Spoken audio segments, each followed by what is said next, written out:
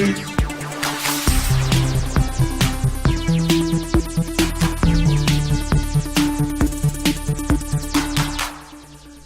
up? I love it. Sorry, every time we go, the show starts, I'm looking at this because we got a big fucking TV screen here. And I love the intro sequence. It's so cool. Sorry. Go ahead, introduce yourself. If you ever see Marcus looking over that way, that means he's looking at the monitor of the show. And it's actually very hard sometimes to not look at the monitor. And then sometimes we'll be like watching footage while we're talking, and we are assuming that the footage is what you guys are seeing. And then Matt will cut back to a live shot, and we're both like gazing over at the monitor. So if you ever see us looking that way, that's what we're looking. There's not like some naked chick over there. I just like looking at myself. I'm so fucking gorgeous. Anyway, welcome to GameFace episode 11. I gotta say, this has been one of the best weeks ever. You got laid? Even better than that. You got laid twice. No. Well, you are married. I mean, come on, let's face it. Twice in a week would be awesome. No, actually, this week has been the Sifted site beta. Oh, you don't say. And we're going to talk about that a lot more later on. In fact, this week it's one of the topics of the Big Six. It's our last topic of the Big Six this week, so I'm not going to talk all about it now. But I do want to say right off the top of the show, thank you so much to all the people who were a part of the Sifted beta. Actually, it's still going on right now. I'm going to announce the launch date for the site at the end of the show. But it is going on right now, so people who are in the beta are still able to access the site. But it has been amazing working with you people. I just want to say thank you from the bottom of my heart for all the time and energy that you put into the site and helping us make it better. The changes that we've made to Sifted in the 5 days the beta has gone on, it's just, I can't even fathom it. Honestly, the beta has gone beyond my wildest expectations. The response to it has been incredible. Somebody called it the Pandora of video games. I'll take that any day of the week. It's been incredible. And again, I just want to thank you guys so much for helping us make the site better. It's going to make it better for everybody. So the people who are on the beta, you guys are getting an achievement. You're going to get a beta tester achievement that only you will have on Sifted for all time. So I didn't contribute anything. You didn't, actually, but that's okay. You do contribute, though. You're a part of the show, and you're a part of the site's ethos. I turn up here and look gorgeous, and what more do you want? Some people have the life. They can just turn up and be pretty, and that's good enough. I'm talented. Some people have to work their asses off for a year, but... Well, this is it. Look, you're the one who'll be rolling around in your millions after you I sell don't know this about to that, bro, Polygon or something. Google's going to come by it. Yeah, but anyway, we do have a big show. The Witcher, obviously, the big story this week. Everybody's playing it right now. That is going to be our deep dive for this episode. But we also have 6 other awesome topics, and for that, let's get to the Big Six.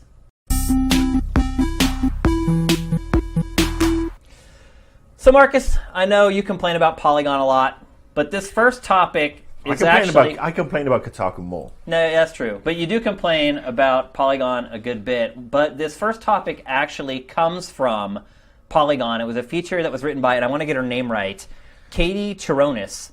Wrote a feature about Kickstarter and how big Kickstarters like Yooka-Laylee and Bloodstained are making it difficult for the legitimate indies to get funding on Kickstarter. And the reason I want to talk about this is because this is one of the stories that we posted to Sifted this week, and it ended up becoming one of the most commented stories on Sifted. And so it obviously generated a lot of really good discussion, and I wanted to bring it here to the show so you and I could talk about it a little bit. And so, Marcus, how do you feel about that? Do you feel like these big boys kind of rolling in, do you feel like it's gaming the system in any way? Do you feel like it's really taking anything away from the smaller guys who really don't have the funds to get things off the ground on their own? Because you look at Iga's Kickstarter, and it was actually kind of a ruse, because he's saying, okay, well, this is really just a test to see if there's interest, and then if there is, we have these other investors over here who are going to invest in the game. So things are starting to get a little murky with these big guys coming into the Kickstarter scene. Marcus, how do you feel about that? I fucking hate Kickstarter. Really? Just I'm so over Kickstarter, because everyone and their dog is putting stuff on there. People are, they're not hitting their targets. They're not hitting their fulfillment. You get big developers, big name developers coming on, and yes, you do get them taken away from the littler guy, because somebody wants the next Double Fine. I'm sorry, I'm being directed to move over. I can't move over anymore. There's a fucking table leg here, you git. Jesus. Anywho, look at that. There's a picture of. Oh yes, what's his name? Iga. Yeah. Yes. No. I can see why people are pissed because you get Double Fine, you get the Rare Guys, you get a bunch of these people. It's the equivalent. It's people you would imagine have some money in the first place. Right. Look, they're already these guys are all rich. Make no mistake. These guys who worked at Rare for 20 plus years, they're rich. And I'm not talking about like, hey, they're making like 6 figures a year rich. I'm talking about like they got millions in the bank. The house is paid for. They probably have 2 homes. They have any car they look. Dude, I have the same problem when somebody goes to a Kickstarter to somebody like Zach Braff, goes to Kickstarter to get his new fucking wank project funded. I mean, shouldn't these guys be actually using their own? I mean, look, I didn't. Yes, they should. I didn't go to Kickstarter or Patreon to start Sifted. I took my own money and built Sifted. Dude, I'm with you. I think these, if you have the money and you're not prepared to put your own fucking money into your pet project. Right, exactly. That's how I felt about it. Yeah. I'm like, how can I ask other random people to pay for this? If I believe in this idea, I should be willing to put my money where my mouth is. Yeah, look, I mean, when I left Game Trailers, I could have probably gone to Patreon and got a bunch of money to fund, doing whatever I wanted to do last year and, hire proper editors and, camera crew and all that and do it properly. But I don't feel comfortable. I don't either. With a begging bowl. I really which is don't. What it is. And it's funny. I mean, look. Let me finish. Sure. There's a difference between, a couple of guys who have a cool concept who are doing this while doing their day job. Yeah. But when you've had games that have sold in the hundreds of thousands, the millions, and you have pocketed, you're not fucking Bill Gates level rich. You're not, Facebook dude rich, but you are rather well off. You should stay away from the fucking crowdfunding because you're cashing in and you're basically taking the money from your fans and, Double Fine. Love those guys to bits. I would never back a Double Fine Kickstarter. A lot of people did. But why? Because they couldn't hit a fucking deadline if it was half a foot in front of them and they had a banjo. You're right. They just can't do it. I don't have the trust. Whereas I'm more interested in, in somebody who's doing something perhaps a little cool, a little bit different. But, has some sort of track record maybe. But isn't asking for a shitload of money. That's the other thing. When you see, it's like, well, all I need is $1.5 million by the end of the month, and I'm funded in 36 hours or 3 hours or whatever it is. And it just leaves a sour taste. I mean, it's basically, I don't know, it's the American way. Get some other fucker to pay for your shit. Some people actually mentioned on Sifted in the comments, they said the market will pay for what the market wants.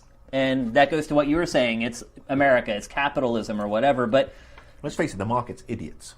Sometimes, yeah. I mean, no offense to people who watch this show who are obviously cultured and very, incredibly smart. Yeah, very, very forward-thinking individuals. But let's face it, I mean, on the whole, people are fucking morons. Do you think that, it doesn't matter, though, that these smaller indie games aren't getting made just because nobody wants them, period, and it's not even because they already put money into one project and they've hit their quota of what they're going to give to Kickstarter?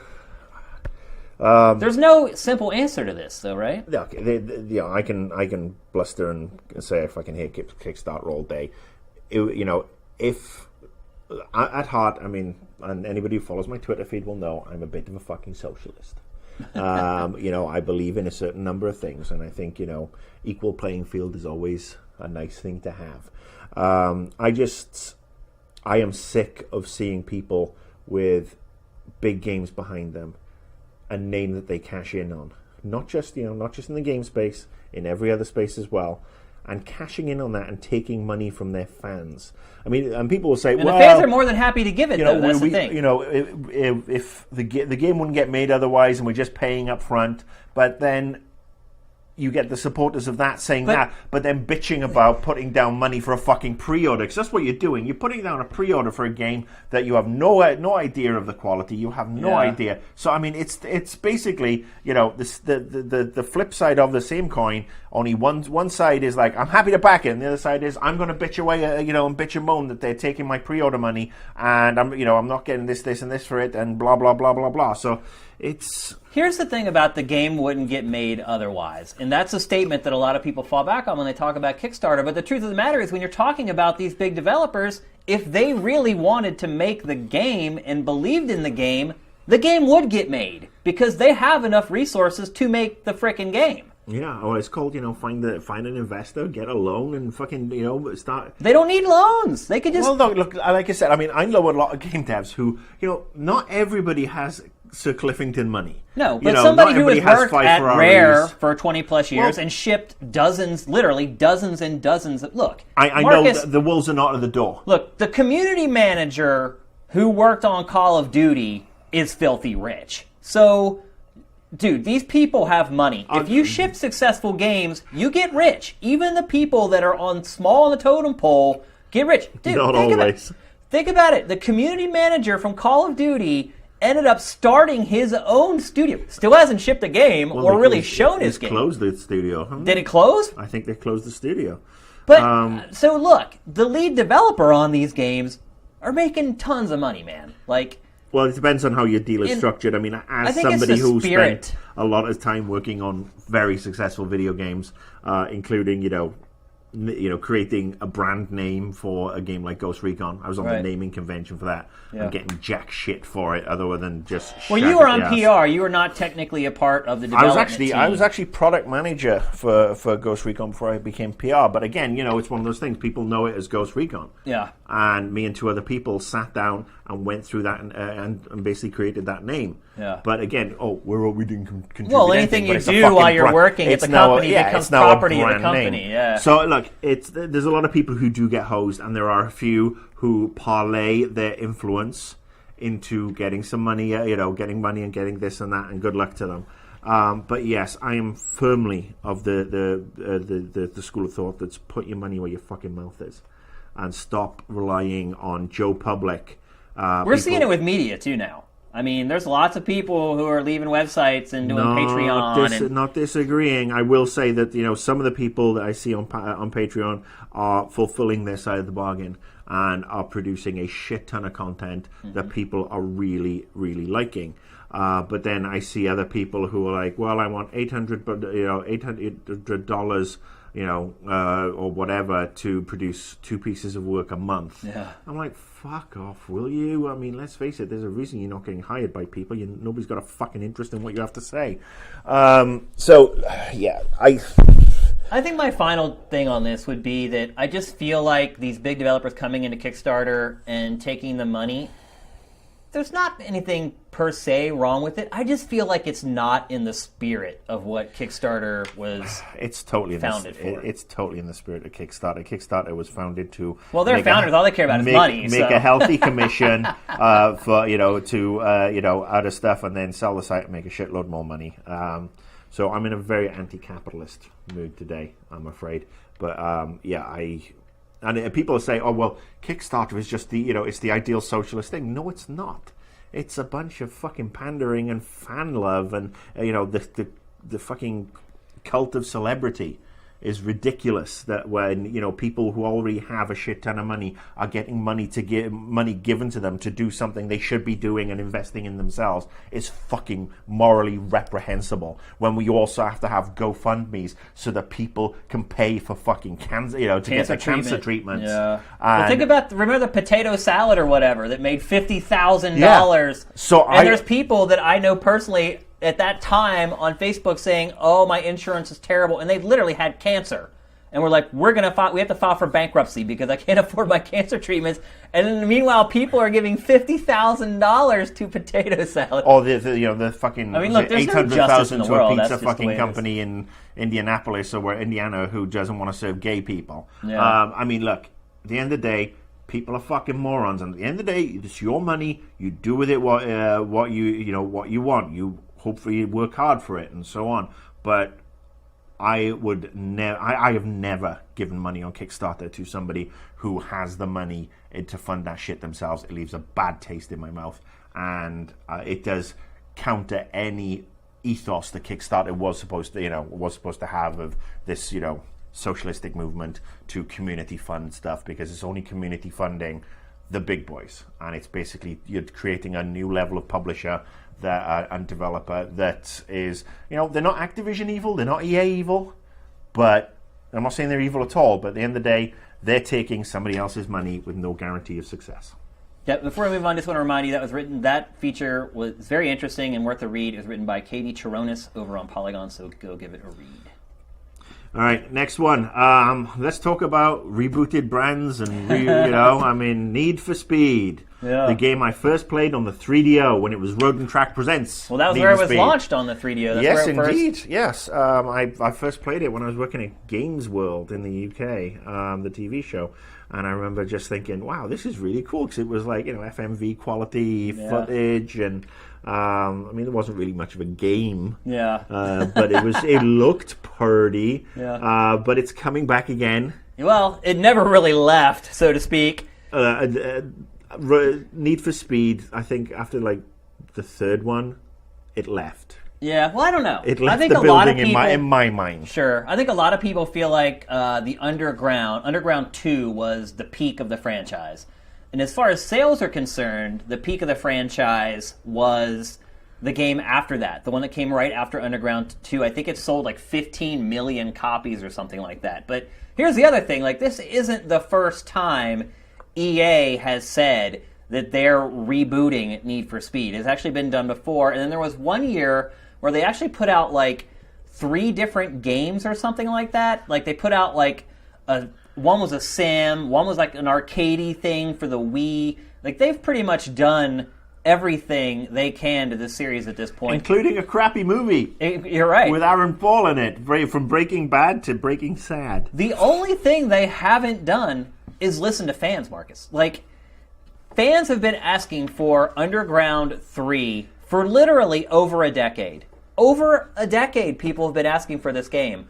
And they still won't deliver it. They keep creating these spin-offs. They had the one where they had, like, the story mode in it that was awful. And, like, they've tried everything to try to revive this franchise. Because if you look at the sales of it, after Underground 2, the game right after it, it's just this steady decline down. And now they're to where they're, like, only selling a couple million of each release. And so I think the reboot has turned into the, hey, will you please look at our game again? Like, it's not like they're really rebooting this franchise. They're like, it's going to have urban street racing with customization, and it's at night. I'm like, that's every game you've ever made. Like, all the Need for Speed games are that way. But I feel like still fans are hoping that it really does become this kind of throwback back to the Underground days. But I think really what made Underground different was its vibe to it. It did have like a legitimately good underground vibe to it, and not like the stereotypical, like, how many car part manufacturers can we get to get our parts in here that all like the dub kids are into. What are you doing, Marcus? Sorry, I saw Matt laughing at me and realized I was listening to you, but I was in your shot. Oh, got you. Yes, so there you go. So they're going to show more of this at E3. Oh, come on, let's cut to the chase. We don't need another Need for Speed. You know what we fucking need? Road Rash. Yeah, I'd agree That's with that. what we need. I'd agree EA, pull your head out your asses, forget the Fast and the Furious knockoffs. I mean, or go ahead and just fucking license that from Universal, 1.7 billion or whatever it's fucking made now. Which is unreal. Yeah, you could probably make it on the Unreal Engine as well. Game humor, it's awesome. Give us fucking Road Rash. That's the game that we want. Motorcycles with chains, especially after Mad Max came out, was all that sort of lovely shenanigans. Yes, give us Road Rash, please. I don't give a shit about Need for Speed. Was the last Road Rash on PS2? I can't even remember. I think it was. Yeah, I know I've got Road Rash 1 and 2 on the Genesis. Yeah. I played the most of it on the original PlayStation. That's where I played the game the most. I think it was one of the early games that had just come out when the PlayStation just came out. And there was no good games at the PlayStation on the Genesis. launch. It was awesome on the Genesis. And so I played that, and I played Destruction Derby. Like, those were the two games that I played at launch. Psygnosis. Yeah. The guys who did Destruction, it was Destruction Derby and Wipeout. Those were the that two game was great, Destruction Derby. I played the hell out of that. I would take another one of those. There's not enough car combat games these days. There's like no car combat games these days. So Road Rash, I'm down with that. But yeah, I'd agree. I mean, this debut for Need for Speed, first of all, you saw the teaser is like 10 seconds long. They didn't show much of it, but... And it's totally unrealistic. It looks like downtown LA at night, but there's this wet stuff on the ground, so it's totally unrealistic. I thought the graphics looked good, though. I mean, as far as what they've shown of the in-engine stuff, I thought it looked sharp. But who knows? We're actually going to get to this next. Actually, not next. In 2 topics we're going to talk about this. Look, I mean, I don't really play the driving games anymore. I used to enjoy them to a certain degree, but then I got a big boy car. Yeah, you got a real car. You got a big boy car too. I wouldn't, and I don't know what you drive, Matt, but given what I can get into and just hop on the freeway, drive for real. None of this shit cuts it for me anymore. I think it's just I'm old. Well, there's no good place to drive cars here, though. That's the problem. There's some tracks. Well, there's tracks, yeah, but you track your car, you beat the crap out of your car, man. You take it to the track, you'll burn through a set of brakes and a set of tires in like a day. So I don't track it very often. So, but there's something to be said about getting on the freeway, putting your foot down, and for sure. You can never replicate that feeling with a video game. It's just impossible because 0 to 60 in 4 seconds. Yeah, exactly. You can't replace that, and you don't feel the inertia and all that in a video game that you would feel driving a real car. But I still enjoy racing games a lot. A lot of people do. I mean, Forza does so well. Drive Club, that came out. Drive Club's getting great reviews. It's doing really well, but it's a rigid sim, and that's one thing I would say is I'm not a big fan of rigid simulation driving games. Even though I love driving a real car, and when I buy a car, I get a stick shift, and I don't go with an automatic and whatnot. I like driving real cars. If you got a sports car that had an automatic, I would kill you. Lots of people have that. That's just wrong. Yeah. Well, now they have the paddle shifters that kind of make it feel like you're shifting and everything. But you need to stick shift. Yeah, I mean, I always have. I've had a stick shift since my first car. I always will have one until I get arthritis and I can't drive a stick anymore. But when I get to that stage, I'm going to be ready for my fucking little rascal. Yeah, but I don't like simulation driving games. I'm not a big Gran Turismo fan. I'm not a big Forza fan. I like the Horizon games because they're a little more arcadey. But I think just because you like really driving doesn't mean that you want the same thing in your video games. And that's why I actually do generally like the Need for Speed, at least the themes of the Need for Speed games. But as far as this debut getting me really excited for the new one, I mean, there's not much there, 1, and 2, what they did show. It doesn't look all that different from the prior ones. So Road Rash. I'm down with that. So, Marcus, Doom. We're all Doom. Yeah, they showed us 3 seconds of gameplay of Doom this week, Marcus. It was a Doom with a view. Yeah. In fact, when I was getting footage ready for the show today, I had to just basically grab that trailer and just loop it 3 times, because otherwise it would drive Matt crazy, because it would run out by the time he started it playing and before he got his hand off the mouse. So, all right, roll it, Matt. Yeah. No, actually, I went back and cut the old trailer from E3 last year in with the new footage, so just to make Matt's job a little easier. And then I looped it a couple times so it wouldn't totally stress him out. But they did show just 3 new seconds of gameplay. But here's the thing. So they had worked on this game for a long, long time, and I'd almost had the game finished. And out of the blue, Bethesda was just look, we aren't happy with the direction this other Doom is going. We need to scrap it. And so I actually have footage as well of the prototype, which was just leaked this week. Somebody who used to work on the game just basically put out a trailer for the original version of Doom that never saw the light of day. And here it is. It's completely different. There it looks like Metal Gear. And then another part it looks like Call of Duty. And another part it looks like Gears of War. It looked like it was just this mashup of every popular game that was available at the time. And so now they've kind of gone back to this more demonic... Traditional Doom. But Marcus, do you think that is the right call? Yes. And Why? I'll tell you why.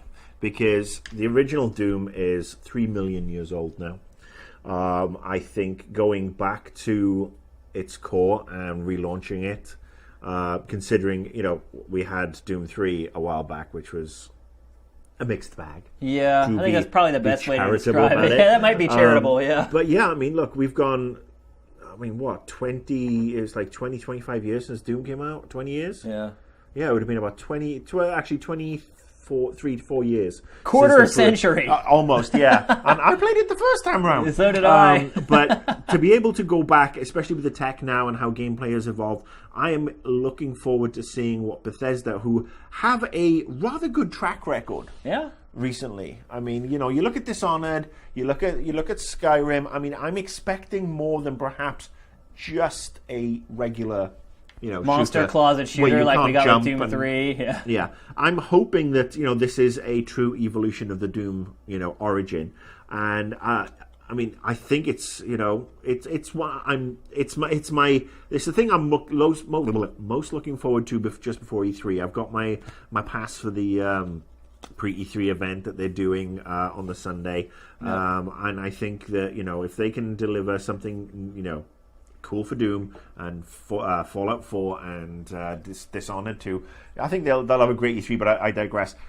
Doom was a really simple game, though. There is space for it. Yes, it is a simple game. You couldn't jump. You couldn't shoot up. Everything was on one fucking level. And look, we don't think they're going to do that again. Obviously. No, I don't. But I still feel like it might be a more simplified version of the genre. I don't know. I think they not overcomplicate. I think they might evolve the genre in different ways. I mean, my biggest fear is that they Call of Duty it, where it's going to be, all perks and unlocks, set pieces and stuff like that. I don't think it will. I mean, they haven't even spoken about multiplayer. Yeah. We don't know if there is going to be a multiplayer component. Doom was never big with multiplayer. Well, I mean, it doesn't. I mean, deathmatch Doom over a LAN.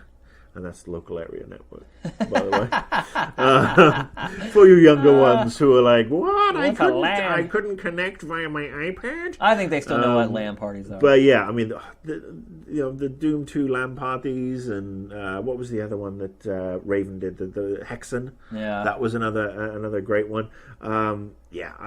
I think that there will be multiplayer, and we will have some of the old school real fun like deathmatch and team deathmatch and whatever.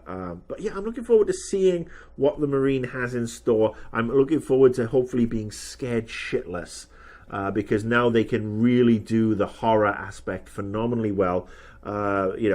And because Doom 3, I felt like didn't really do that. Like most of the scares in Doom 3 were like you're walking down a hallway and like a monster falls out of the ceiling and it's like a jump scare. You go 2 feet back in a closet that was empty, and all of a sudden there's something there. And now, I think that was the problem with Doom, where Doom 3, where you had the guys at id who had the tech, and I've said this about id for the longest time, in that they were a company with an engine looking for a game designer.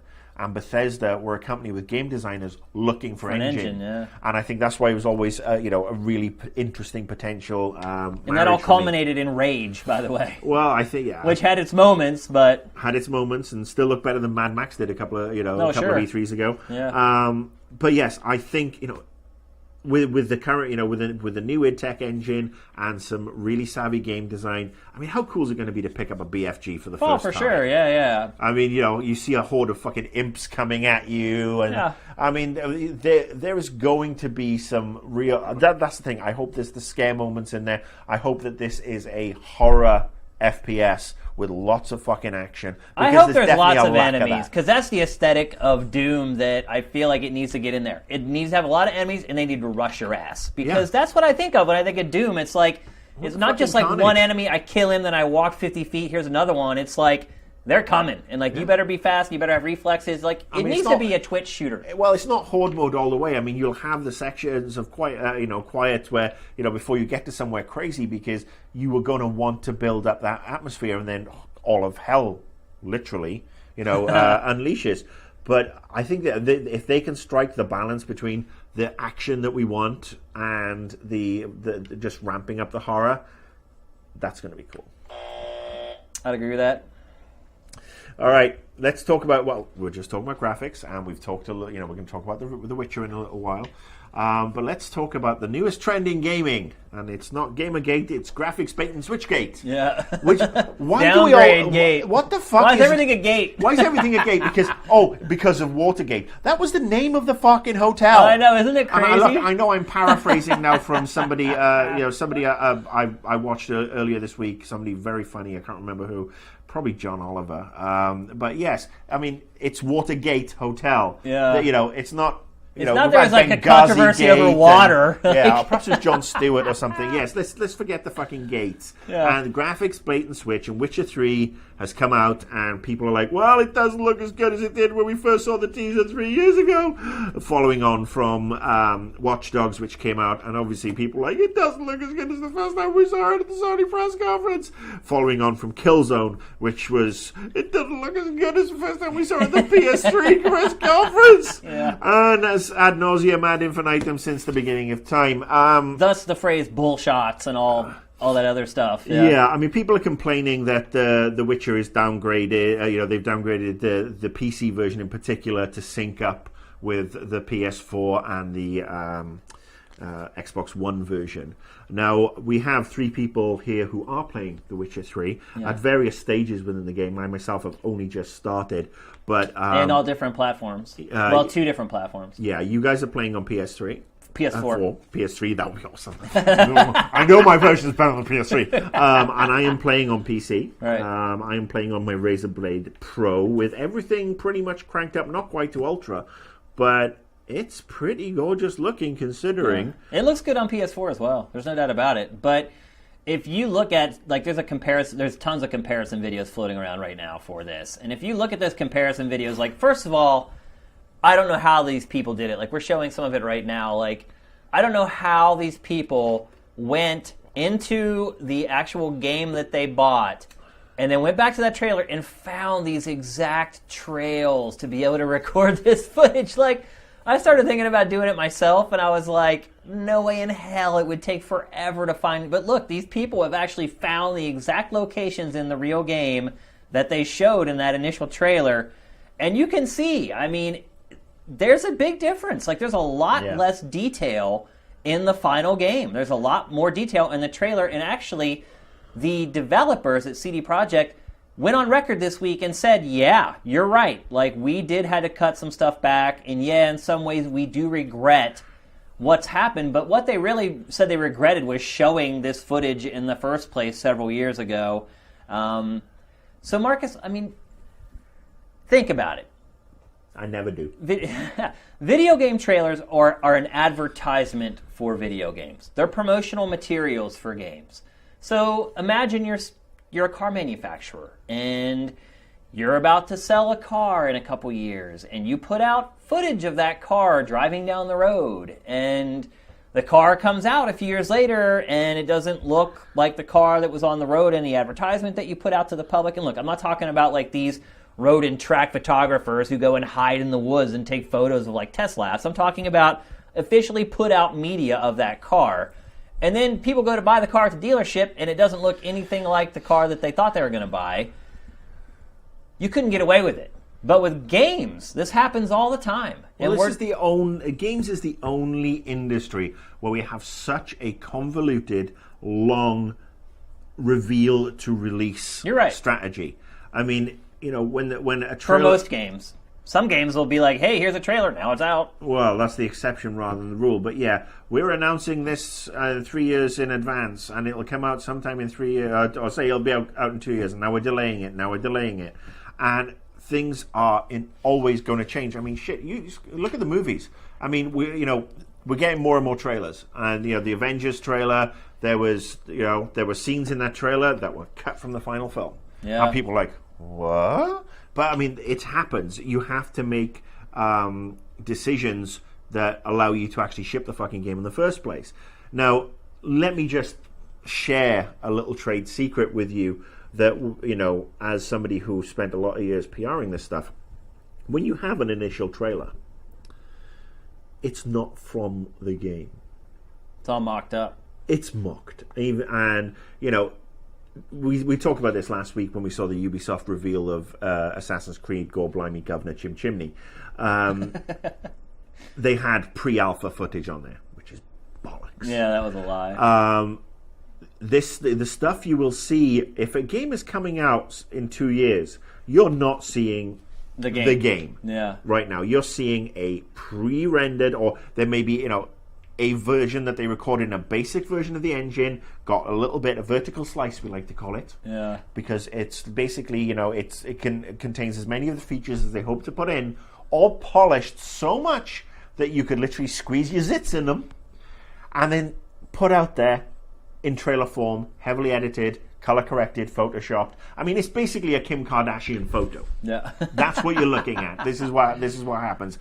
But is it acceptable? Well, I think it's becoming less and less acceptable because people are becoming more savvy. Has it been going on for years? Absolutely. Well, the other part of it, too, is that, a lot of people see these trailers and they put their pre-order money down. And then, on the the idea that that game isn't coming out 3 years later, because as you said earlier, The Witcher has been delayed. Mm-hmm. So you put down your money and you're like, okay, I'll get this in a year and a half or whatever, and then 3 years later, GameStop has had your money all that time sitting in the bank collecting interest on it, and then you finally get the free game. You've had that little slip that you've had to hold on to and not lose for 3 years. Providing, the people you buy it from are actually still in business. Right, exactly. Yeah. And then the game comes out and it's not what you paid. I mean, you paid for what you saw in that trailer. That's the truth of the matter. You didn't pay for what you ultimately got. You certainly didn't give somebody your $5 for 3 years for what was ultimately given when you put it down on something you saw before. So this is never going to end, is it, Marcus? It's going to end when websites stop putting out trailers. Yeah, this is never going to end, Marcus. Well, it's going to end when people stop putting down pre-order money. It's going to end when it'll end when they stop giving pre-order bonuses. That's what I think, because there is really no reason to pre-order a game anymore. When was the last time that you remember a game being sold out, where you went into a store and said, I want this game, and they're like, we don't have any? If you want it day one, that's the thing. If you want it day one... They don't sell out, though, even on day one. They will undercut their allocation. To generate hype. To generate the hype, let's face it, nothing makes you want stuff more than the phrase, you can't have it. Yeah, you can't have it. Look, the PR cycle is broken, and it's not necessarily the fault of the PR people. It's generally the way that the companies are run. And look, I'm always a PR apologist. I mean, I've been through some of the shenanigans over the years, but we don't need a 2 to 3 year cycle from announcement to fucking ending. In fact, if I had my way, and that's all about pre-orders, by the way. Well, if I had my way, I would basically say, all right, we are 1 month away from this game being finished. Now you can fucking publicize it. Yeah. And then we will hold it for another 2 months to polish, to make sure that all the bugs are fixed, so that we don't need a day one patch. And then we put the game out on the disc, and the game works, and everything's in there. Yeah, that'll be the day. And we get that out to people. So you have a 6 month PR window. I mean, this is where Nintendo actually generally can get it right. They do have generally the 6 month thing where it's like, this is coming out, you'll be able to buy it in 6 months. Or this Unless is coming it's out. Zelda. Yeah. Or this is coming out at some point, but we know you're too busy wanking off to really, to listen to us.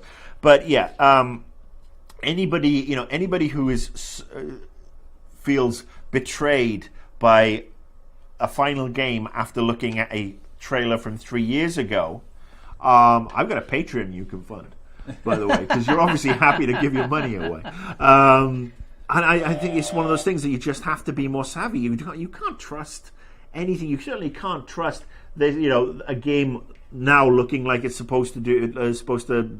But I think most people would assume it would look better after 3 years, not worse. Can we just say, there's fuck all wrong with The Witcher 3. I'm playing it on PC, which is obviously the most gorgeous version that you can get because it's PC, and it's not an outdated PC in a box like the consoles. Master race.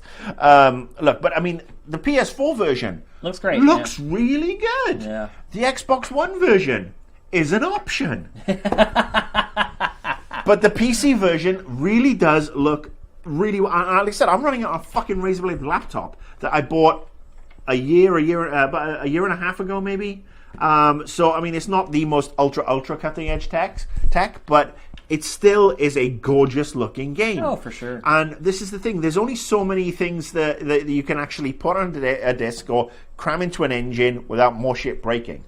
Now, if you're on PC, what will happen with Witcher at some point, or Witcher 3, it's what happened with Skyrim. You'll get probably some update, and it'll be, the ultra high res pack is now available, or whatever it is, and it'll be awesome, and everybody will laugh. But I mean, at the end of the day, you can't, anything you see at E3 at press conferences this year, if they are not coming out within this calendar year, don't fucking believe that that's the final product you're going to get, because it's not. Because people want your money in advance, they want you to get hyped, they want to think it's all shiny and fantastic, and they basically will overpromise and underdeliver. It's the nature of the business. Here's the other thing. I think right now, the guys at CD Projekt Red are probably want to punch people in the face who are complaining about this. They're putting on the happy face because they're in that very crucial, our game came out We need to be very nice. We need to be very happy. We need to make our customers happy. But you just know, like, whenever they're hanging out having a beer, they're like, I can't believe those ungrateful, blah, blah, blah. Well, look, I mean, this is the thing. This game looks amazing. You don't make the promises, that it's going to look like this, and then 3 years down the line, it doesn't quite look as good. Does it still look fantastic? Yes. I would, they've got a lot of other things going on right now. There's this whole NVIDIA versus AMD issue with The Witcher 3. Oh, where AMD is like, that's dirty, man. AMD Holy is bitching cow. and moaning about the follicality physics engine with the flowing hair. Apparently, that works with the NVIDIA system, is designed to break the AMD version. They're saying that they intentionally sabotage AMD's car. I cannot believe that AMD said that publicly. Yeah, sure, behind closed doors or in their own meetings, sure, they're going to grumble and say, oh, those jerks probably screwed. They said that in public, man, with no proof. They're just basically like, it sure seems like it. It's like, that's not good enough. You can't go in public and vilify another corporation. I'm sure NVIDIA is sending a lot of cheese to AMD to go with that wine. Look, I have an NVIDIA card in my laptop, and the game runs gorgeously. It is one of the best looking games, and we'll talk a little bit more about it later. Just basically wise up. Everybody has to wise up. Yeah. Look, we've got it, and this is the thing. And I know this is funny, ironic, hypocritical, whatever, coming from me, the guy who likes to fucking whinge more than anybody else. But we have a generation of complainers, of entitled people. Well, they have access now to people. It used to be like, if you got angry at CD Projekt Red, how did you get in contact with them? You had to write them a fucking letter. You had to write them a letter. And you know what they did? They just take those letters and throw them right in the trash can. Well, no, I mean, if you take the effort to write a letter or an email or whatever, on the whole, they'd look at it and sometimes respond. But now it's so easy to jump in to them, and go bananas. The other thing that's funny is that this is all getting traction. This graphics bait and switch, allegedly bait and switch. Because let's face it, your console versions were never going to look that good. I'm sorry. I mean, The Witcher 3... I don't think they were hoping the console version. I think they were saying, okay, we expect the PC version to look this good. And look, as a PC gamer, a couple of gaming PCs, you honestly think that there are enough PC people out there who've bought this game who are fucking complaining? I think this is basically another issue of a vocal minority getting on social media, getting on forums. And look, we've all had the experience of the mouthy individual with 61 Twitter followers who decides to bitch and fucking moan because it doesn't fit their own particular vision of what a game should be, or a website or whatever, anything should be, or anything. At the end of the day, those people and $3 can get you a fucking frappe at Starbucks, because let's face it, the Starbucks frappe is more useful. Everybody has an opinion. They're like assholes. It's just different degrees of shit that comes out of all of them. And there's nothing worse than uninformed shit, and that is 90% of the internet. And that's why people like you, who are really smart watching this show, come here, because we have collectively about 30 million years of games experience. We've worked in the industry, we've worked in the media, we know how the things tend to work. So you come here because we are the wise old wizards, and you can listen to what we have to say. The problem is that there are people out there who have no such experience and spout shit off left, right, and centre, and should be fucking ignored. In fact, they should be castrated or euthanized. Look, when I become president of the world, I'm introducing the moron law, and all morons will be executed. Yeah. So, time to move on. So, poor Shane. He writes up all these fucking comment topics every week. He's like, all right, which one's going to send him off on another tangent, get off my lawn section? It's all by design, Marcus. Yes, Little indeed. did you know. I'm looking forward to the next one. Talk about the next one, Shane. Yeah, so obviously VR is right on the cusp of making it big. Really, it looks like early 2016 going to be the big time. And here at Sifted Games, we hate VR. Yeah, apparently we hate VR, according to one of our beta testers. But former beta tester. Yeah, so VR is right on the cusp of hitting it big, and right now you're starting to see all the people who are making VR devices kind of come out and put their stake in the ground and say, this is what we're going to do. This is what it's going to work with. They're all signing alliances and deals with operating systems and things like that. And so this week, Oculus decided to come out and say, you know what? We have no problem with virtual porn, Marcus. How do you feel about that? Oculus has just secured its space as the VR of choice for the next 20 years. It's going to become the VHS of VR. Yeah, HTC, Morpheus, Steam, fucking forget it. It's done. Because at the end of the day, porn is what made the internet. Porn is what made VHS. Porn is what made DVDs. If people can have titties and bottoms and winkles and all this stuff flashing around, and they can do the interactive porn, they will adopt, and people will buy, and people will support. One thing I would say, though, is it looks like porn had minimal to no impact on the Blu-ray HD DVD race.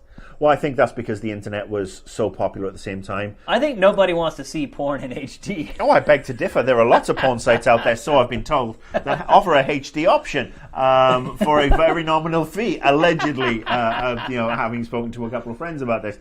But no, I think that the difference was you look at Blu-ray, it really kicked in, but at a time when the internet was really picking up steam. It's like apples and oranges, definitely. You don't really even need physical media anymore, to be honest. You think about it, before that, VHS and Beta DVD was definitely... they were all determined by porn. If porn had gone to Betamax would have been... Betamax and VHS were two content delivery systems. They were tapes you put into a machine, and you press play. Tapes, yes. Yes. Not cassette tapes like the types you listen to the music on. Oh, they don't know those either, tapes. Marcus. Yeah. Jesus Christ, I feel like we're PBS at times. So look, I've said Oculus has got the best bet for a while because they have the biggest war chest. They have the biggest install base with the hardware, obviously. It's PC. Yeah, they just need to shit or get off the pot and deliver a retail system. But here's the thing, the specs for Oculus Rift are pretty steep. I feel like that could give Morpheus, a little bit of an edge. But Morpheus is a PlayStation exclusive. Right, but the PlayStation 4 is doing really well. It's doing really well, but it's still a PlayStation exclusive. I mean, Morpheus is going to deliver something really cool. Like I said, No Man's Sky or Morpheus, that could be the game that could sell it for me. Yeah. But for the rest of my VR needs, I mean... And what would those needs be? Well, sporting events, movies. I don't know that I want to experience that stuff in VR, though. I think there's going to be some really interesting stuff with the sporting events. The fact, just being able to it's great watching a rugby match or a soccer match now. The fact that I can actually get them as they happen here in the US. When I first moved here, I had to wait 3 fucking weeks to watch a game. match. Yeah. Yeah. But I mean, just to be able to have that stereo sound coming in, the atmosphere, looking around the stadium, I think that's going to be really interesting. Am I talking about wanting to experience a game from the ball's perspective? No. But, to be able to do that and perhaps, sync up with friends where, we're all perhaps sitting in a row virtually, that is exciting to me. Obviously, the games aspect is going to be really cool, especially with games like Elite Dangerous, which, again, is perfect for Oculus. So, you look at some of the other games that are coming out. I mean, the new Fallout game, if that was with Oculus, I don't think it's going to happen, given that, Oculus and Bethesda have issues. But, I mean, that would be phenomenal. And, I think movies, TV shows, I mean, where you have... when you're in that world, not necessarily, you're still a spectator, but you're not participating in it because that's what the games are going to be for. But the fact that there is no borders, that is what's going to make it interesting. And what sold me on that concept was the Oculus demo I got last year at E3, where I looked at the 3D platformer game, and I was like, I never thought a 3D platformer would work inside VR. And it does. Yeah. And that proved to me that you can make anything work. That's true. If you can make that genre work with VR, just about anything. And they've got fucking Facebook money. Yeah. I mean, I know Facebook is something that only us old people use now. I know it's all your Snapchats and your Periscopes and your Tumblrs. Armadildos. No, apparently Tumblr's gone as well. It's very, very small. But, Facebook still generates a lot of money, especially on the ad side. So I think that if Oculus can deliver a retail system in the next 6 to 12 months, they're the ones who are going to steal a march on everybody. So here's the thing, this is a show about video games. So how does Oculus coming out and talking about that they have no aversion to porn being on their device, how does that affect what they do with games? Doesn't affect. Well, I mean, let's face it. People are more likely. It makes the device more popular. It makes the device way more attractive. I mean, publishers are going to be, they've already been supporting, Oculus on, for a number of months. But I think publishers are going to say, all right, well, people will buy an Oculus because they can have their porn, and that is a market that is now going to be built for us, and we can then sell too. Not, the hairy hand brigade with, porn games, but I'm talking about, Activision and EA, if they see that, 15 million fucking Oculus headsets are sold, they will cater to that audience. Yeah. Because once we saw this... That could turn the tide of the VR headset war, for lack of a better term. I don't think there's a war right now because, let's face it, nobody's shots. You don't feel like, right, but you don't feel like eventually Morpheus and all these other headsets are going to compete with each other for market share. Do you think anyone's going to buy 2 VR headsets? I mean, they're looking at coming in at like $200 at the cheapest, but it's probably going to be closer to $300. I mean, most households are going to have to choose one of these things. And honestly, the one that they will choose is the one that will be the one that's backed by the biggest fucking backer. And that's Oculus. Yeah. And if they're allowing porn on their device, look, you're not going to be able to experience porn on the Morpheus. No.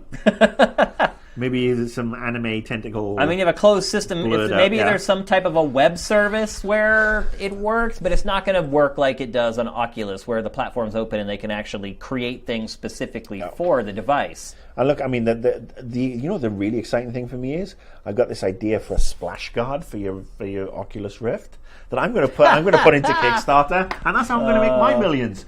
Easy wipe clean Oculus Rift splash guards. And that's the thing; it's going to get pretty nasty. You're going to have people building these peripherals for people to use with their VR and funnily enough, I actually saw something on Facebook. There's not an Oculus. It's not a peripheral for that. It's actually a proctologist training device that uses almost like a simulation on a screen, but there is a peripheral where you have to put your hands up this fake ass. Yeah, we get it. And I'm just, but that's what I'm saying. Sky's the limit. And that's the type of stuff you're going to see. People think they're embarrassed whenever they get caught now. Imagine with VR. Can you imagine being a teenage boy in the next couple of years? No. I mean, they will never leave their fucking room. Buy stocking Kleenex and wet wipes. Do it now. That's what I'm going to do. I'm going to call my broker.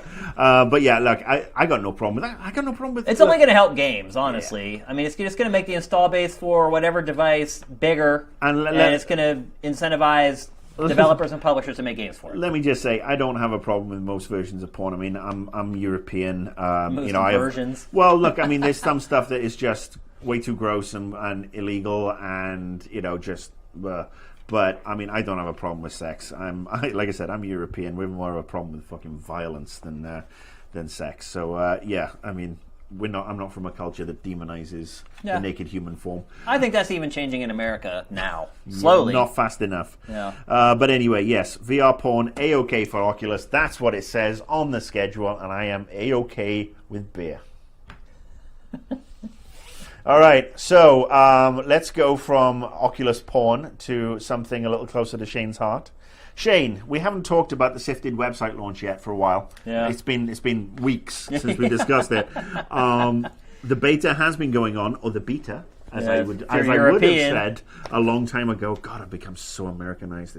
I'm gonna go get a gun and a Camaro. Right, so we've been in beta.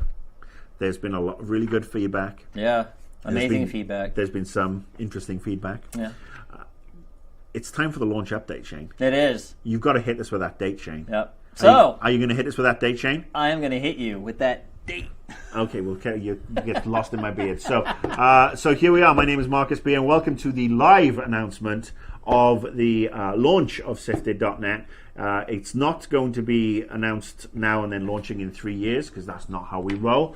But it's been heavily teased, and I know you all have the proverbial blue balls. So over to our glorious leader, Mr. Shane. Yep. Give us the fucking date. Yep. So Sifted is launching at 9 a.m. Pacific on Monday. So this coming Monday at 9 a.m. Pacific, Sifted will be live for everyone. Yay! Memorial Day weekend. Well, here's the thing. I have more details on that. So, as a treat for people who are watching this show live, and for anybody who watches the archive on YouTube, Monday is going to be all for you guys. We are not actually promoting the site's launch until Tuesday. So Tuesday morning is when the big Twitter storm happens. It's when I get all my friends to all tweet together. And actually, anybody watching this, I'd appreciate it as well. When I send out the tweet that the site is live, if you could retweet it, it could make a huge difference in our business. So I'd really appreciate it if you would do that. You have friends? A few. Okay. Here and there. And so Monday is going to be all for you guys. And we're actually doing this strategically. One, because a lot of people are going to be away for the holiday. And maybe they're just getting back from the holiday. They won't be able to check it out. But two, we want to ramp up that traffic gradually on that day before, just to make sure our servers are all good so we can spin up some more servers if we need to. You do realize that there's going to be at least 3 ass clowns watching this show who are just going to tweet it out on Monday. Yeah. I love your optimism. Your sunny optimism is such a contrast to my dark pessimism. I am optimistic. I try to stay optimistic. But so that's the thing. Monday, the site will be live, and anybody can go there. You don't need a beta code. It's there, starting at 9 a.m. on Monday, June 1st. And then on Tuesday morning, that's when we actually go out with like the huge rush. The site is live. Everybody come and hit it. But for Monday, we're just looking for maybe a couple thousand people to come in, really push the servers a little bit, try to gauge everything, make sure nothing breaks when there's really a ton of people on it. And then on Tuesday, it's the big blowout. So beta will continue. For those of you who are watching this who are still on the beta is going to continue. If you are on the site the last couple of days, you can see we keep making fixes and updates and changes. That's going to continue all the way through the weekend until Monday morning. So you still have some more exclusive access if you're a beta tester. But come Monday, the beta code access goes away. And if you come to sifted.net, you can access the site. So 14-day free trial. Yeah. And if you decide to sign up during your trial, your activation doesn't kick in until after your free trial ends, so you don't even lose time on the free trial. Yeah. So I'm glad you brought that up, Marcus. So while you're on that first 14 days where the site is free, and here's the other thing, people on the beta have signed up for subscriptions. In fact, 25% of the people in the beta have signed up for subscriptions already. And I just want to let them know, and all the other people know who maybe jump in on Monday, if you want to subscribe right away, you can. You're not going to lose time on your subscription. So if you subscribe, you get to the site on Monday, and by Wednesday you're like, I love this site, I want to pay for it. You can pay for it then. The money won't be deducted from your account until the free trial is over, 1. And 2, your 365 days won't start until that free 2 weeks is over. So don't not subscribe because you're afraid, I don't want to subscribe now because that'll take up some of my 365 days. You're golden. We have it all set up and worked out so that once you subscribe and that free first 2-week period ends, that's when your year starts. So don't worry about paying too early or anything like that. You're not going to get ripped off. We've made sure that we took care of that for you guys to make sure you get all the time that you pay for.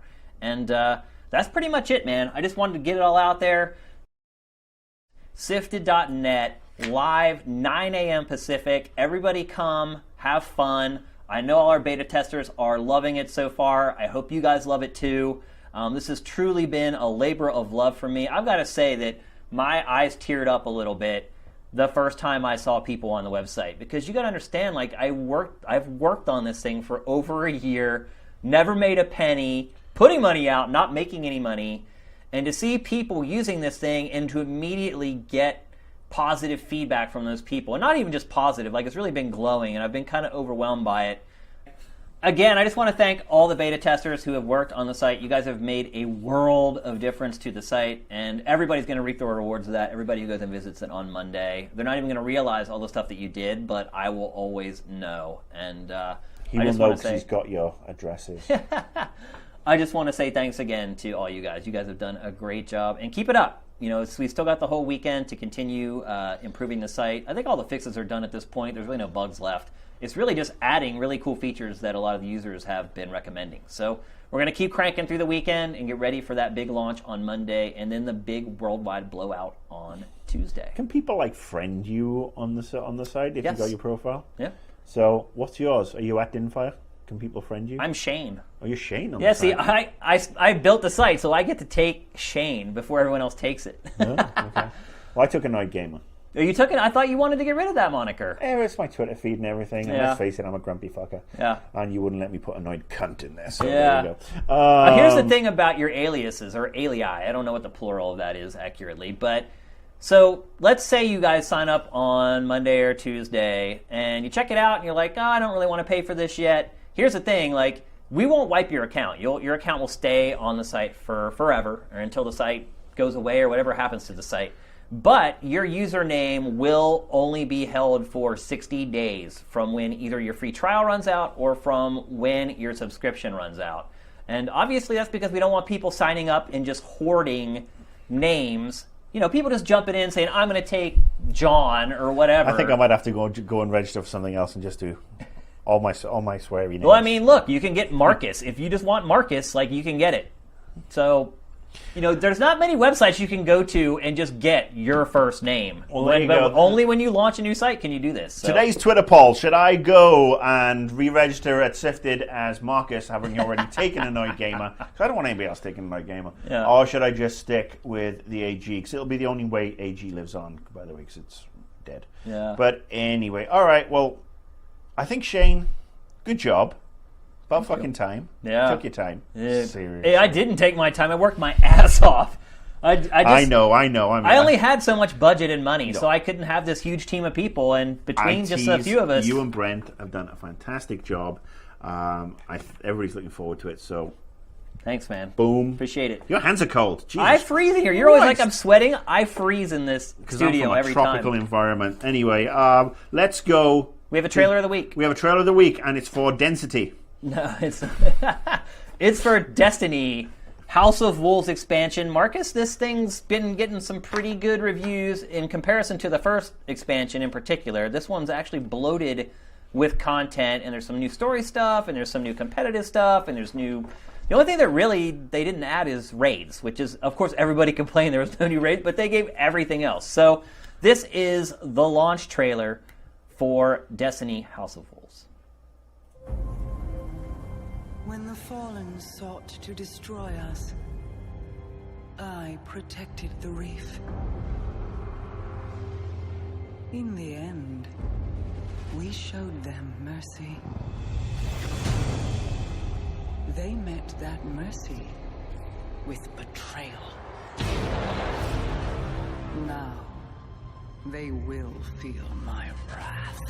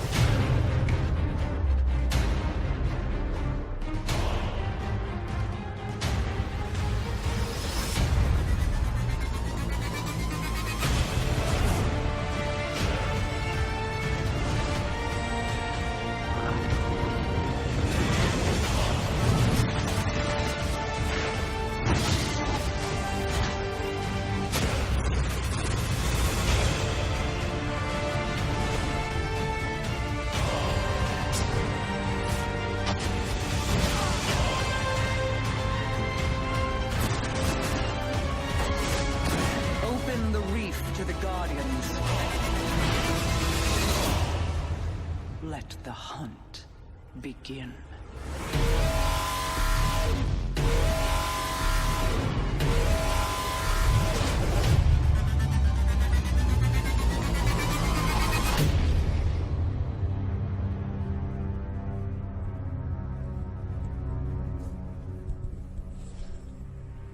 So which house is that? Is House Baratheon, House Stark, House of Wolves, Dances with Wolves? Marcus, is that enough to bring you back to Destiny? No.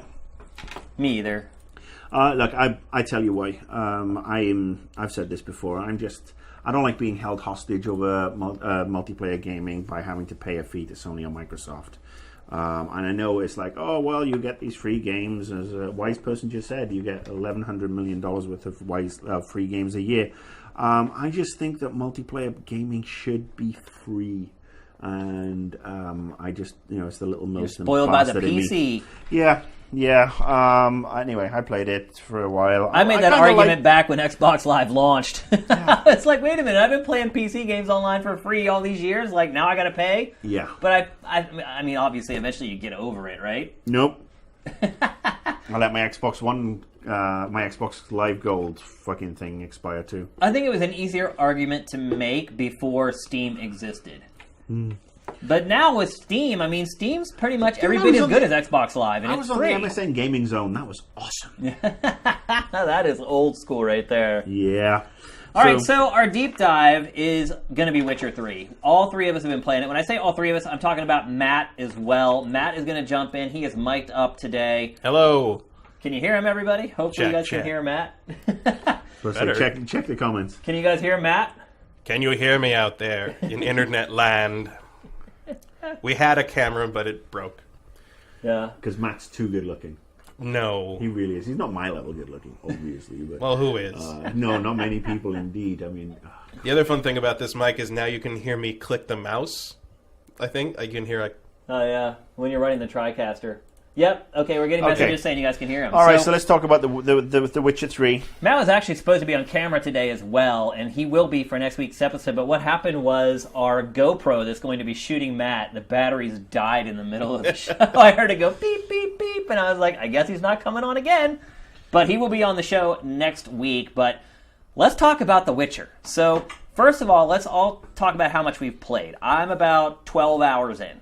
I'm about 20 minutes in. 20 minutes? I'm about 12 hours, I would say. 12, 15. I'm probably Matt's a little farther than me. You're just getting started. I'm more than 20 minutes. I had the code and then I had some other stuff to do. It's one of those games that 3 years ago I would have relished. Now it's kind of intimidating the amount of time I know I'm going to have to commit to actually get into it. Because you're not just going to play the main campaign. Like, there's just really, for me personally, there's no way I can play a game like this and just stay on the breadcrumb trail. Because the other part, one of the reasons is because the main quest in this game isn't amazing. I haven't even experienced any of that, but the fact that they plonk you down right away and there's all these herbs around. I'll use this as an example. That the herbs are around, and you're like, shit, do I start collecting them right away while I'm still trying to, get my bearings? And it's been a long time since I played The Witcher 2, which I also played on PC. I mean, it's been, 4 years, 3 years, 4 years, whatever it was. Matt will tell us. 4 years, yeah. 4 years. So, there's a nice tutorial, and I couldn't remember crap about The Witcher 2, by the way. Yeah, I mean, I feel it's funny that having to relearn their control system, especially when having come off Dragon Age Inquisition, which that one felt more organic because I played that for three odd games, but yeah. On the PC with the Xbox One controller, of which I seem to have a issue with my drivers. I think I need to re-update them because Geralt. It's so bizarre that I have to say Geralt because it's so close to the Welsh name Geralt, and the only difference is a double L. Right. A lot of Welsh influence in this, but we'll talk about it later. It feels like the Benny Hill show. It really does because it's on auto run whenever Geralt's going, and it's actually the inertia is a little bit much. Where he's like down and he's running around and he's certainly not walking at that level. I mean, look at that. That's just slow and chills like. Well, see, that's what I'm saying. You're stuck on auto run, but I'm just impatient. So I never want to walk as slow as the default walk is in this game, and so I constantly find myself having problems like climbing a ladder, or it's the inertia. They don't or have a looting midsection. the right thing that I want to loot. It's very hard for me to get the character lined up to do stuff like that. See, I don't have that problem because I like to walk everywhere because he looks cooler when he does that. Yeah, he's got that. But then I ran into the best bug in that regard because there was a bandit camp I liberated, and then one particular container did this thing where it would trap the camera in that over the shoulder look you get when he's indoors. So it was trapped like that when I was in the main open world, which meant I couldn't walk. I couldn't crazy. run. I couldn't run. I couldn't dodge. I couldn't do anything.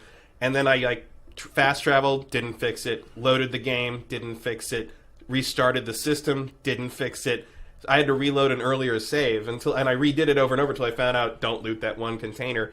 But like, there's a bunch of weird little things like that, and people are finding bugs all through it. I actually have not experienced a single bug or a crash so far. I've had 3 separate crashes, and they've all happened when I hit the Y button to pass my turn in this stupid card game. Yeah. Which I didn't think I'd ever say the words, I miss dice poker, but I do. I do. And so obviously there's a lot. Someone, I think it was on Gaff or something, said, like, this is just like a Eurojank, like, RPG, like Risen or Gothic or whatever, with like more polish than we're used to, with a bigger staff. Yeah, and I didn't want to like agree with that because I love The Witcher and I love CD Projekt and I think they do some of the best work right now. But playing, I have around the 12-15 hour mark, I'm gonna like, yeah, there's some rough points in this. There's some jank in the game. That horse is the horse. Horse is barely 2 worlds worthy. I mean that. Well, I don't know if anyone's seen those videos on YouTube from 2 Worlds, Jerry the retarded horse. Yeah, I've seen. But I'm getting flashbacks to those videos riding the horse in this game. Well, you can tell that they knew there was something wrong with it too, because they give you like the autopilot for the horse, where you can just hold the button and he'll kind of stick to the trail. Although he never like. When the trail comes to a Y, he's never smart enough to choose the right direction at the Y for, like, your quest marker. Like, he almost intentionally chooses to go the wrong way, like, every time. Every time. Like, doesn't the game know, like, where my quest marker is? Can't you just make the horse follow the dotted line on the mini-map? Like, would that be If you're going to give me the autopilot, why don't you just give me the option to just ride there and just have the horse take me there in the first place? So I have a question for you guys. Based on like what you talked about last week, and now that we've played it, 10 out of 10?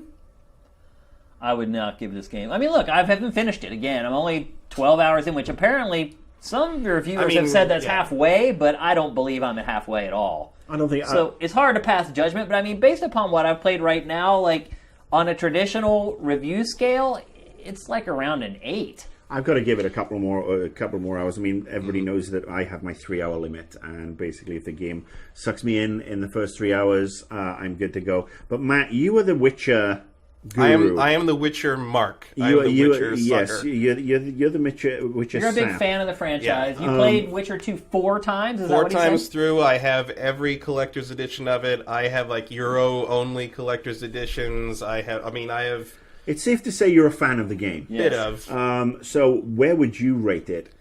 I mean, granted, I'm early on. I'm only 15 hours into what I think will be a 150-something hour playthrough, but like, I'm in the 8 out of 10 range right now. I mean, I love it. I love a lot of the world. I like Geralt as a character. I like the Ciri part. An 8 out of 10 means you love it, by the way. Yeah, absolutely. That's a great score. I don't want to like make it look like I'm not using the whole scale here. I mean, I'm very positive on the game, but there's a lot of rough edges. And the other thing I'm concerned about is like, I'm already kind of feeling Just Cause 2 syndrome, where like you hit this point where I've seen every sort of side or outside world quest you're gonna throw at me, and like I'm worried that eventually I'm going to hit the point where like 100 hours in, I'm not going to care about Bandit Camp number 29, and like, you know, I don't really care about the bandit camps all that much right now. Like, I felt like Witcher 2 was a much more handcrafted, more linear, but like more crafted experience, and I felt like the game knew what I was doing and was trying to provide an experience. And there was, I think Marcus and I talked about it before the show, was like, I'm running into this thing where I'm trying to do these quests at like level 7, and I'll see a question mark for an unidentified thing, and I'll go over to it, and I'll start fighting some guys, and then their leaders will come out, and the leaders are like level 16, and they're all red, and they've got this giant skull over their life bar, and I'm like, well, nope, you know? You gotta be really careful, because you can just accidentally walk or ride into a patch of thistles, and next thing you know, there's this monster that'll kill you with like one hit. Like, you can't just really like roam around without fear of getting killed. And I like that on one hand. I like that there's no level scaling and all that, but I feel like I'm more constrained in this open world game than I was in this more linear Witcher 2 game. It's like they've gone the Skyrim route. They want to be Skyrim, that grand epic scale, which is not a bad ambition to have. I think some of the what I would guess from what you just told me is, it's a way to encourage you to come back and extend the game time, the played game time, because you're going to come back to somewhere you've already explored, because now I'm 19 and I'm going to go back and kick their fucking asses, which is a standard trick with a lot of publishers. But again, I mean, me playing devil's advocate, because I like to do that. This might actually be a little bit more realistic. So I've had some, thoughts since we discussed it, and the fact that yes, you're going to go in and kill these guys, and the more powerful guys appear as they would perhaps in real life, because not everybody is going to be at your level. So it's interesting. I got to say, I said this in the first half when we were in the Big Six when we were talking about the graphics. Game is fucking gorgeous. Yeah, I love sunrise and sunset in this game. It really shows off all the little details that they put into the visuals. You can see the yellow sun reflecting off of the little puddles in the ground. Like, it is stunning. Well, I just loved this section where just, you head into Garrison, one of the first missions, and, you've got this little weather indicator. It's like a little fucking Weather Channel app right on the top of your screen. Where it's like, it's 10:34 a.m. and it's sunny with chance of precipitation later. But you look into the distance and it's black. And you can hear the wind start to pick up, and the rain is coming. And it actually has a psychological effect. I mean, perhaps sure. I was also sitting under our air conditioning unit, but I actually, I felt that little temperature drop psychologically, and it is. No, it's a very well crafted world. Like it's incredibly believable. Like that's why I enjoy doing the side quests and things like that more than the main quest, because the main quest so far has just been like this big chase sequence. It's like, hey, there's this girl, you need to find her. You find her. They're like, well, hey, now there's this other girl you need to find, and then you find and so I've actually been far more interested in just meeting the people kind of on the periphery of the story, because it feels like they fill in the story more than just playing through the campaign does. They provide a lot of little details. They provide a lot of context for the main missions that you're doing, and it actually gives you some motivation to kind of go forward and plow through the main campaign in the game. So as far as the world is concerned, an open world, a believable world, they just have absolutely nailed it in this game. It's incredible what they've done. I have to, because earlier I was thinking, I felt like much of the world felt the same. It all kind of felt like that sort of Central European countryside look. But watching the B-roll while we've been talking, I realized that I know exactly where every location is in all the B-roll, and I'm like, well, I guess it must be more singular than I thought it was if I know all these woodsy areas by heart already. Yeah. So I guess, I was wrong. Good job on that. And the side quests are really interesting, and I like that they've changed a lot of the hunting stuff to be more like of an investigation. And I did this. That is a little weird to me, though. Like I almost feel like I'm Barney Miller in this game at times. It's like a lot, but that's on the main quest. Like most of the main quests are like, okay, go over here and use your vision to find footsteps. Use your eagle vision to Use your vision to find these footsteps, and like it just becomes this trial and error thing where you're just looking at the ground, walking in circles, trying to find like a highlighted footprint or whatever. Like I don't like that part. That of stuff it. I'm not in, but I mean in like the Witcher business, like there's like the early thing where there's like a ghost by a well, and you have to find who it is and why they're dead and why they're angry, and then find their body and set it on fire. You kind of do this like, I don't know, maybe it's because I watched the show Supernatural, but I love the whole like, we have to do the lore, we have to figure out what's wrong. It's not just go hit thing with sword. There's a little more to it, which sort of justifies why you need a special class of human being to do this job.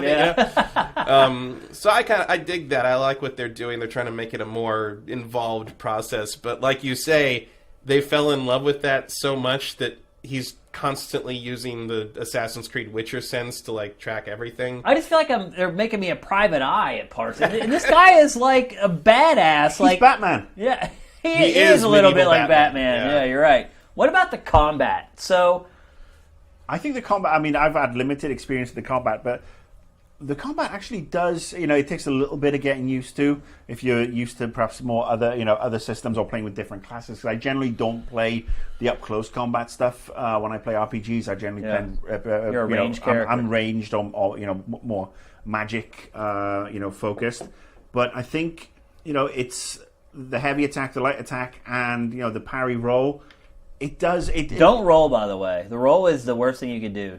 Okay, that's true. Because the roll dodge takes you, is very useful, but the roll is not useful until if you put enough points in the combat track, you can get a defense ability that lowers by a certain percentage the amount of damage you take when you're dodge rolling. Yeah. But until then, you want to use that B button dodge to the side side. step. Okay. Because the other thing, there's two things. One, the roll takes down your stamina, which makes it more difficult for you to win a fight.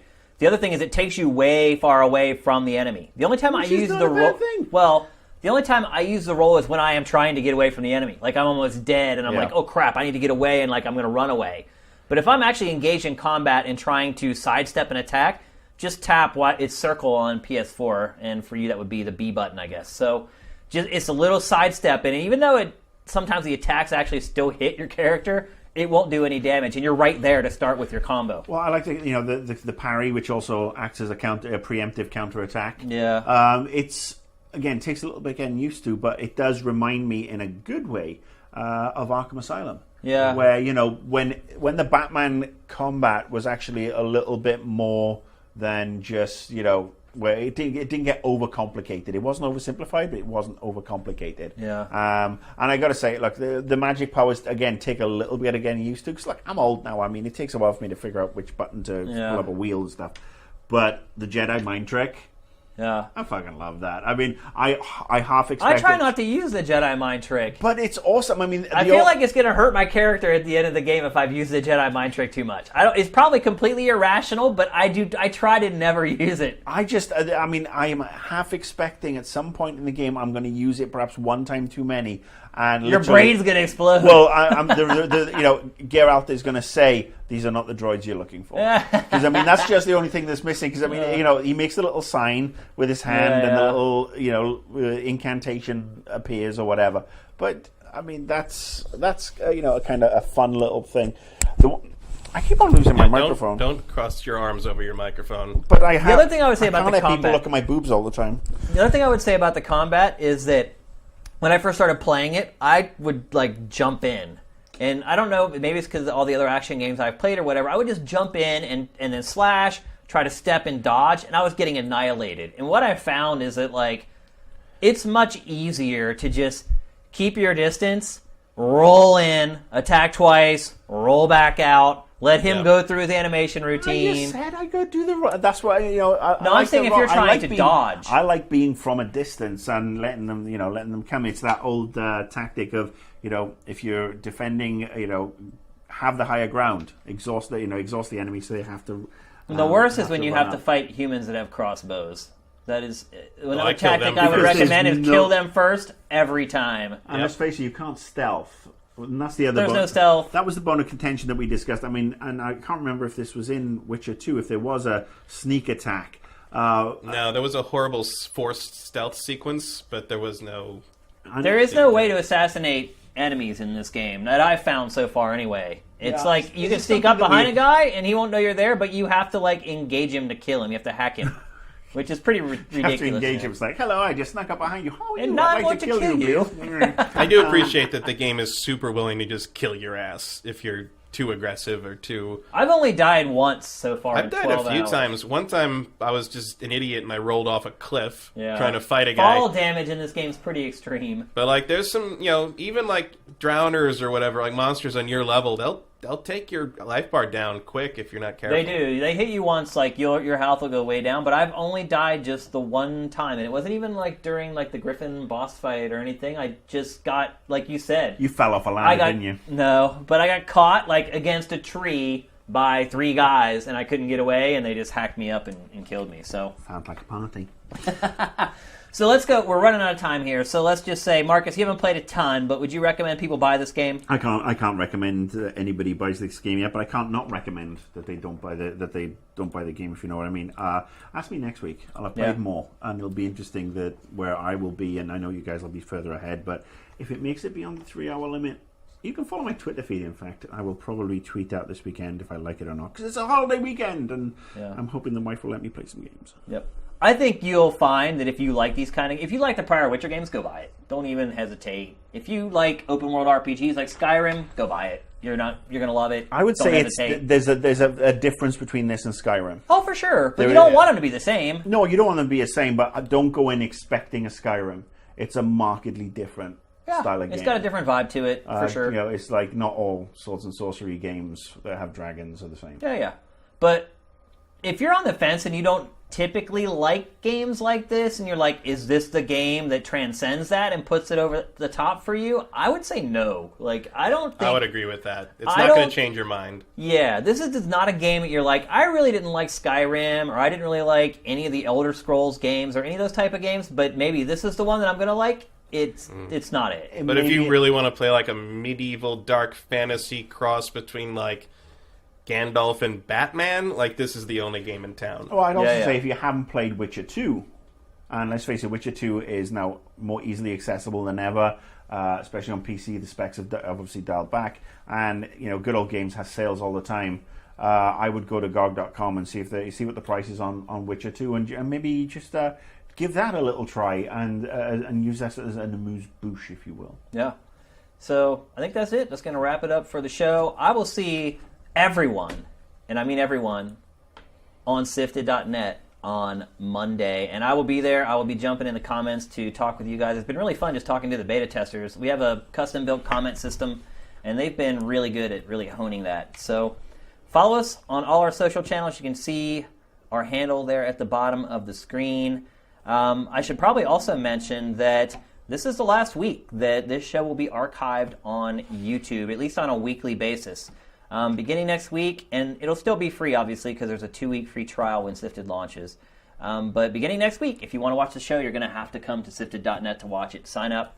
You don't have to pay anything. If you can't catch the live show. Yeah, if you can't catch the live show, is going to keep happening. We'll keep live streaming this until eternity. But this will be the last archive show on a weekly basis on our YouTube channel. We do want to thank people who have stuck with us on YouTube while we've been uploading stuff there. I cannot say that I'm going to miss working with YouTube. It has been a nightmare. I thought you said I'm not going to miss working with you too. No, you too. Me and Matt are fucking out of here. Bye.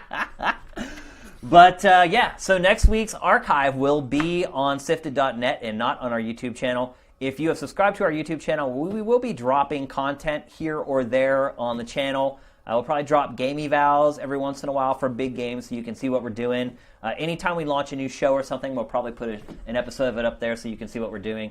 But otherwise, it's all to Sifted.net, people. It feels really good to say that. So I'll see you guys all on Monday on Sifted. Beta testers, I'll see you guys all weekend. Everybody has an awesome night. Yes. How about you do it this time? Before you up and out it, this weekend sees the first anniversary of us finding our dog. Wow. The dog that, when you came to pre-3 barbecue, the little yappy poodle that we'd found abandoned and wanted to get adopted. We've had him a year. It's his fun day this weekend. So. Happy birthday. Yeah. Spike, right? Spike. There you go. Yeah. Fucking bizarre that we never thought we'd have a dog, let alone a 4-pound yappy teacup poodle. But and now you love him. He's a total arsehole. He fits into my family so well. So everybody, have an awesome weekend. I'll see you guys on Monday. GameFace is up and